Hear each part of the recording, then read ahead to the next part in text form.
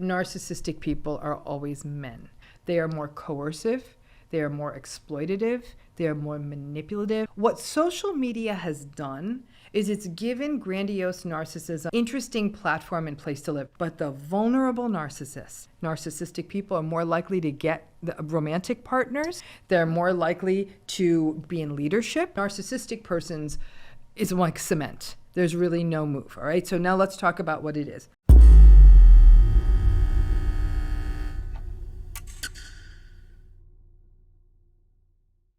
Today, you're going to meet somebody that is a really big deal for me. Her name is Dr. Ramani Durvasula, and she's helped me do a couple things. First of all, she's helped me understand the topic of narcissism.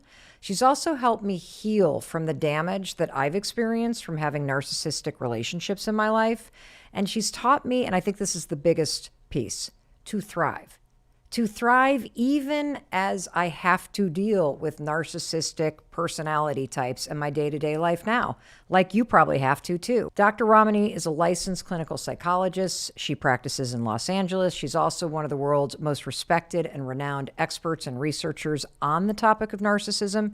She hosts the award-winning podcast, Navigating Narcissism. I want to say a couple things. First of all, if you think you know everything there is to know about narcissism, guess what? You don't. Every time you listen to Dr. Ramani, promise you will learn something new. Plus, you're in a very different place. There are different people in your life. So I guarantee you're going to hear something today that is relevant to you right now. And if you've ever wondered, is narcissism on the rise? Is everyone a narcissist these days?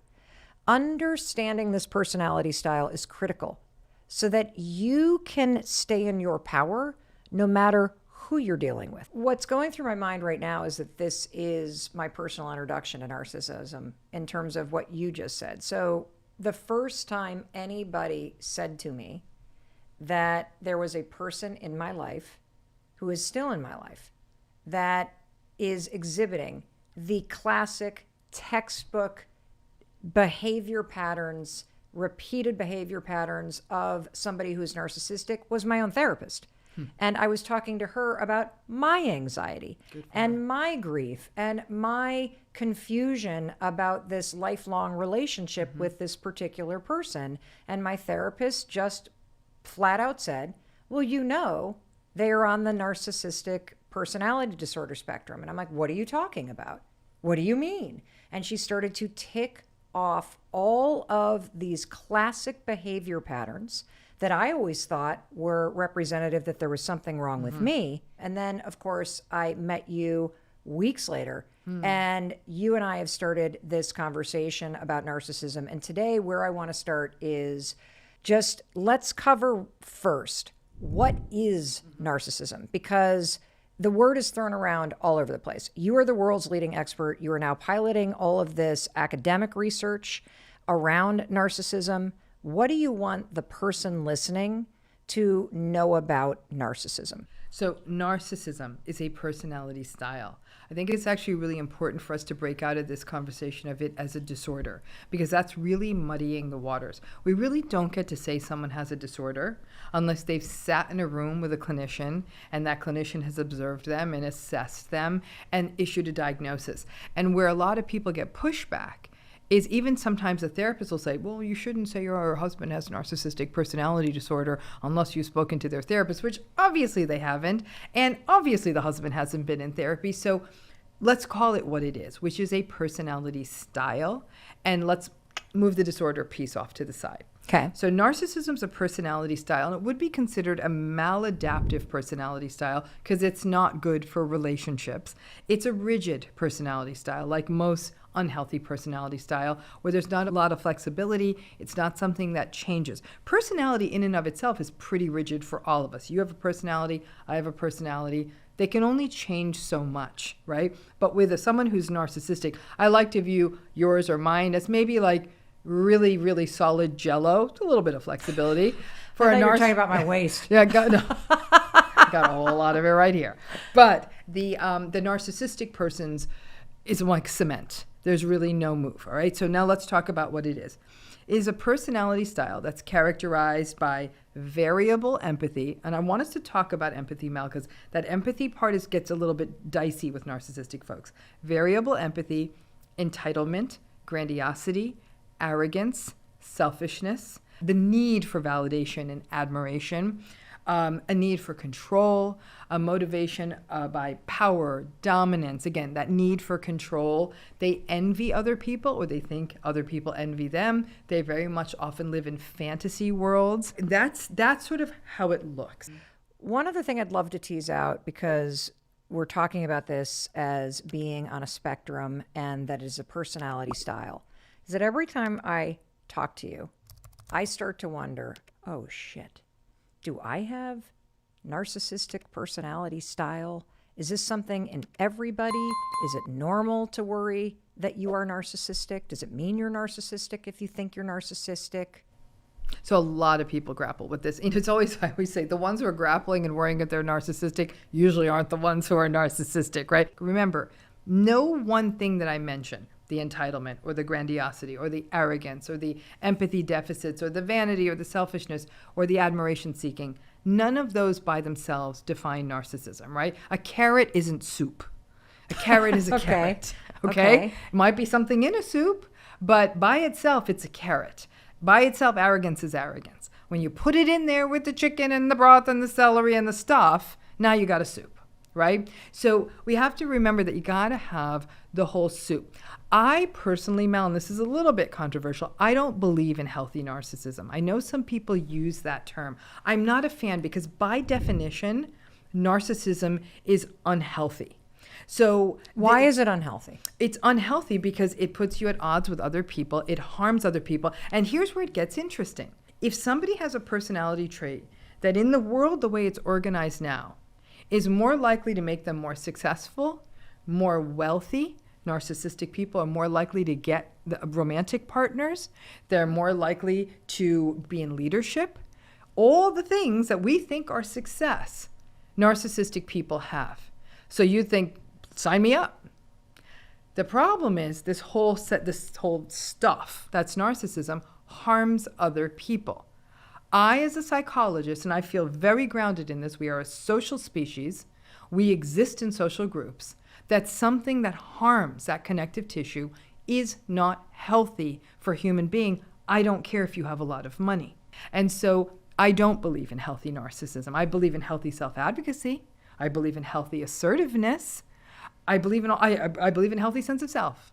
But when people stop and wonder, am I narcissistic? I really ask them, do you stop and consider how your words affect other people? Do you stop and concern yourself with the feelings of other people? Every so often putting ourselves first doesn't make us a narcissist. Telling a friend like, I can't come to your birthday dinner. I have worked 16-hour days every day this week. I love you. I'd love to take you out to dinner next week. Your friend may be mad at you. I'm not saying your friend's going to be like, good for you for your self-care. Right. And then you say, I am so sorry. I am aware, but I can't do this. I'm pushing myself too hard. And you really make a concerted effort to create the time with a friend.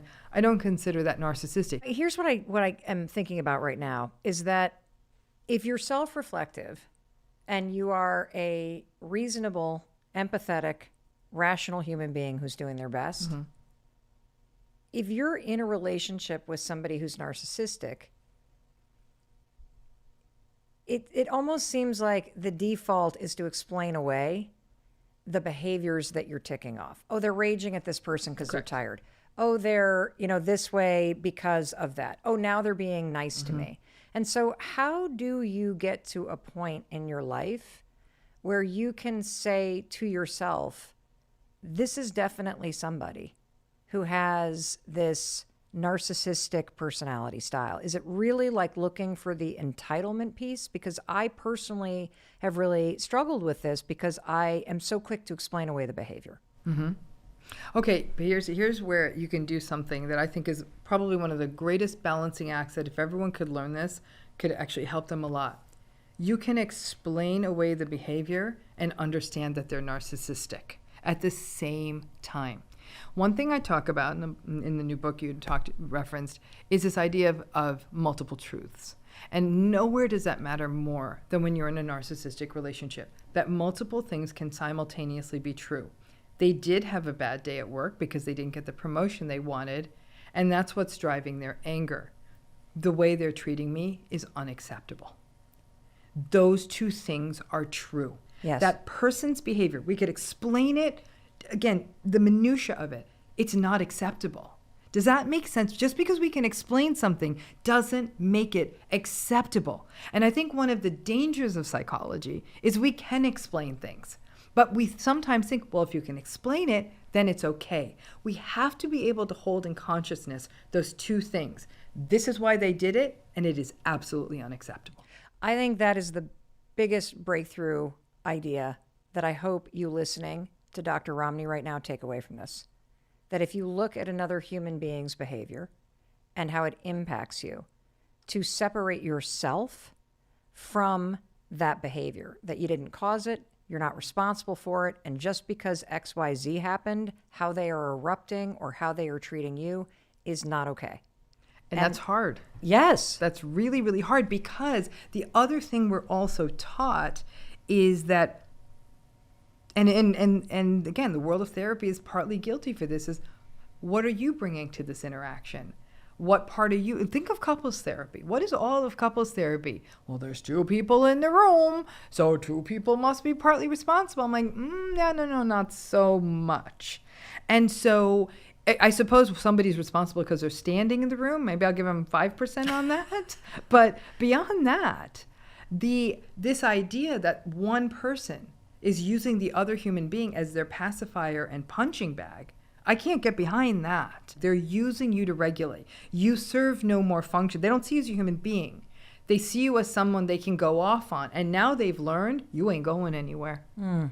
So you have to make that judgment. Is this acceptable? In fact, if we look at the work on self-compassion, Kristen Neff's work, one thing I really love about it, and I brought to bear in working with survivors of narcissistic abuse, is so many survivors of narcissistic abuse are so far down the rabbit hole of maybe this is all I deserve, maybe I'm to blame, this is probably my fault. They've believed the gaslighting, they've internalized all the manipulation. Is I'll say, let's step back. I hear you. Now, I want you to take apart this episode you just shared with me, and I want you to answer the question. And by now, when the client, I know they're friends and things like, I said, would you be okay if this happened to Mary? If you watched this happen to Mary, would you sign off on this? And I'm invariably like, no, God, Mary, okay. So you have just said this behavior is unacceptable. So then we work backwards from there. Thinking about something that happened a week ago. We were away celebrating my mom's 75th, and we were checking into a hotel. And there was a family in front of us, and they're checking in. And Dad is kind of yelling at the staff behind the counter. It's right after a big holiday weekend. The rooms are not ready. He's blustering. Mom has got like 9-inch long nails, tap, tap, tap, tap, tap, tap, tap, tap, tap on her phone. The kid is in a stroller wearing a Versace sweatsuit, Golden Goose glitter sneakers. So we're talking probably a $1,500 outfit on a 3-year-old with the labels all over it. The 3-year-old is on a phone right next to them, staring at social media. And as I sit here and hear you talk about the two different lanes, and that something is getting modeled between the dad yelling, the mom ignoring, the kid all over social media at the age of 3, dressed as a billboard for designer clothes, it makes me worried about the state of society. Yeah. Is narcissism on the rise? So there's the big question. Dr. Keith Campbell, he's a professor at University of Georgia. And his work on narcissism, to me, is some of the best out there. And he wrote a book called The Narcissism Epidemic back in 2012 with Jean Twenge. And they were suggesting that it was on the rise at that point. Here's what him and I were noticing. I was noticing it as a clinician. He was noticing it as a researcher. He's like, the grandiose narcissism, interestingly, is kind of where it's always been. What social media has done is it's given grandiose narcissism a sort of interesting platform and place to live. But the vulnerable narcissists, their victimhood, their anger, their sullenness, their mean comments on social media, that has shot up. Because those vulnerable narcissistic folks are seeing that other people have stuff and they don't have it. So they're seething. And all this seething we're seeing in the world is the vulnerable narcissistic people have gone off like a wildfire. And that's what the new problem is, to be quite honest. That's how I see it, is that the vulnerable narcissism is really the problem. That victimized, failure to launch, I have all these big fantasies, and why isn't everything going my way? And how come everyone else gets a lucky break and nothing ever happens for me? Angry, angry, angry, troll, troll, troll, mean, mean, mean. That's what's sort of on the rise. And so I think that the grandiose piece is probably, there's always been that group of people. Right. Here's what I don't believe. I think if you have a person with a healthy personality and they're mucking around on social media, they kind of understand the difference. Does that make sense? Like, they're able to say, like, this is fun, but I think people who already have that personality stuff churning in their adolescence, social media is the match you're throwing on the gasoline. But with no gasoline, the match is just going to fizzle out. So all this stuff, the social emotional development, the 3-year-old with the designer duds, that's the kid who that plus the social media and the messages from the world and the non-emotionally attuned parents and the parents modeling entitlement, that's the person who is going to love bomb and destroy someone's life in about 25 years. Well, this is super helpful to have the distinction grandiose, because I think I can think of a million examples of people that just display it. It's out there. I find the vulnerable narcissist that you were just talking about, this deep-seated anger and victimhood to be really fascinating. And I can see how a deep-seated anger and victimhood then leads to this sense of entitlement that might not be displayed on social media, but then gets aimed at your family, at your friends, at your colleagues, at your loved ones. And so as somebody's listening to this, and this always happens when you and I talk, there's usually one of two reactions, which is, am I a narcissist? Right. And the second one is, oh my God, you're describing my dad. Yeah. You're describing my son. You're describing the person I'm dating. How would you counsel someone if you're having this epiphany for the first time? Mm-hmm. What are some things like, you see these 3 things, we got it for sure. What you see in vulnerable narcissistic people is a chronic grudge. That's what it is. It's the chronic grudge. It's in a lot of it comes out in political conversations, but it could even be like, that neighbor, your brother. It's like it's grudge. It's a constant grudge and grievance. And there's the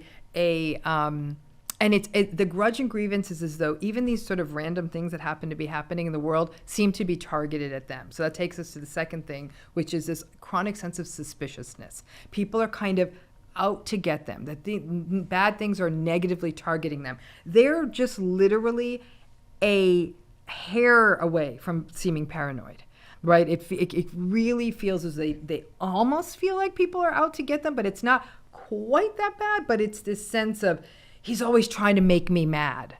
I'm like, no, I think he just parked his car there. I don't think he was thinking about it. This is a good parking spot, right? But they're thinking that the person parked the car there to piss them off. Yes. They make the person's parked car about them. Does that make sense? Absolutely. I feel like I'm having a trauma response as I hear you describe this, because grudge and this edge and the suspiciousness, and that it's like happening to it's the traffic. Me. And so many people have moved here and the traffic is really terrible. And somehow it's personal me. Or you're too busy at work, and so you never come to see me. That's right. So it's that. And then the third piece is that victimhood.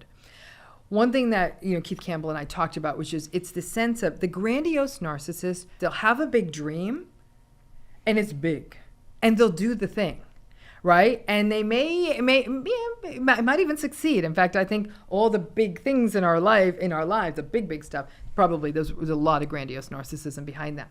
The vulnerable narcissistic people talk about the big thing, and they never take the step. And they never take the step because everyone's against them. I got the idea for the biggest book ever. It's the biggest book ever. Like, wait till you hear about this. Like it's going to be so great. not one word to paper. And like, oh, you know what, Mel, you got so many easy breaks. It was really easy for you. Like, my idea is way bigger than your idea, Mel. But I'm not going to waste my time with these publishers. They're not able to see how great I am. It's that. Does that make sense? They're going to put you down.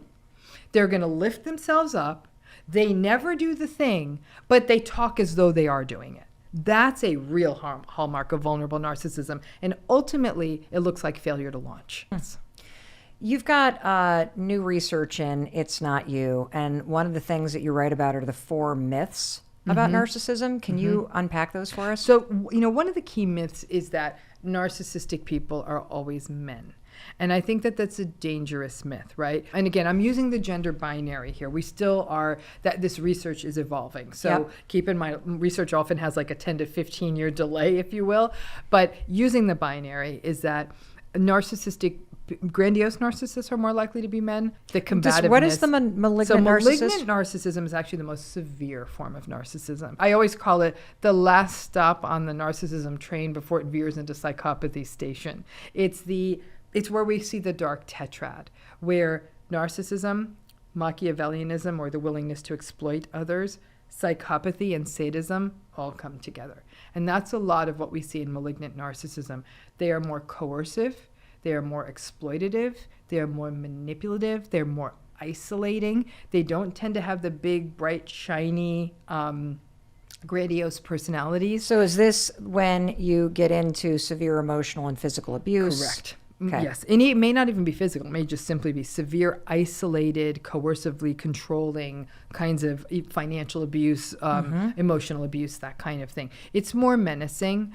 And I think that those kinds of qualities, again, tend not to be selected for in women. So we're going to see that more in men. But when we talk about communal narcissism, that sort of savior narcissism, this is where we see everything from new age folks to cult leaders to people who think they're saving the world. And it's, well, people like saving the world. Like, what do you mean? They're rescuing puppies. How could that be bad? They're rescuing puppies, though, to get validation and admiration. They probably like the puppies well enough. But if nobody's recognizing all their puppy saving or their environmental saving or whatever it is they're doing, they get angry.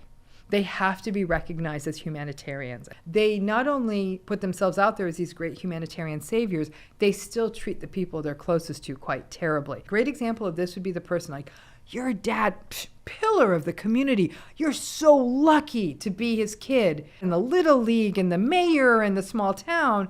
And behind closed doors is screaming at that family, humiliating them, shaming them. And yet the world says, your dad's a pillar of the community. That's a great example of communal narcissism. Dr. Ramani Durvasula offers profound insights into narcissism, distinguishing it as a personality style rather than a formal disorder. She challenges the casual use of the term and emphasizes the need for a clinician's diagnosis for narcissistic personality disorder. Using the analogy of solid jello versus cement, she illustrates the limited flexibility in the personality of a narcissistic individual, highlighting its impact on relationships. The conversation further explores empathy in narcissism, describing it as a variable and strategic trait. Dr. Durvasula delves into the core of narcissism rooted in insecurity and chronic shame, showcasing how traits like entitlement, grandiosity, and arrogance serve as protective armor. She provides examples of fluctuating empathic behavior in narcissistic spouses, emphasizing the selective use of empathy as a tool for achieving goals. The distinction between narcissistic personality styles and mere vanity or self-centeredness is explored, especially in the context of the social media era. Dr. Durvasula acknowledges the prevalence of vanity but identifies entitlement as a central element that differentiates harmful narcissistic traits. She discusses the misconception that narcissistic traits equate to success and advocates for healthy self-advocacy and assertiveness over healthy narcissism. She provides insights on recognizing narcissistic personality traits in relationships, urging individuals to acknowledge multiple truths simultaneously. She advocates for separating oneself from unacceptable behaviors and challenges the notion of shared responsibility in narcissistic abuse.